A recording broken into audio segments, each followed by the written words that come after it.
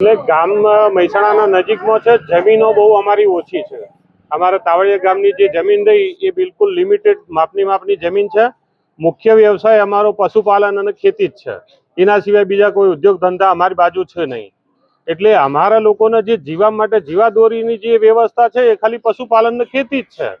હવે જો રોડ નજીકમાં આવે તો એક તો અમારા ઘર, કારણ કે ગોમસણ બહુ મોટું છે નહીં, તો અમારે ઘર કયો બનાવો, છોકરા મોટા થાય એટલે પછી ખેતી કરવા માટે કયો જવું, એટલે થોડોક દૂર લઈ જાય તો નગરપાલિકાનું એ સચવાય અને અમારા ગામનું એ સચવાય.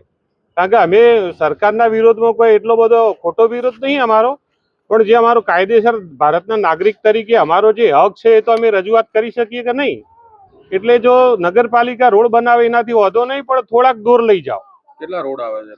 4-5 રોડ આવે, ભારતમાલા આવે છે ને આ ટીપી સ્કીમ ના 3 થી 4 રોડ આવે છે.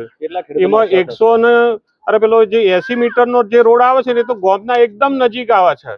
અને એમાં ઢાળિયો અને બોર ને એવું જે અમારા જે જીવન જરૂરિયાતની જે વસ્તુઓ છે એવી બધી એમાં જાય છે. એમાં નુકસાન બહુ થાય છે અમને.